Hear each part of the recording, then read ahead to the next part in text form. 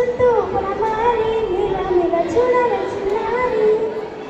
పచ్చని పైరులు పులకరించాలని పులకరించుతుంది నా వల్లు పక్షుల అరుపులు అనేసయ్యాలు చూడడానికి సగలి కళ్ళు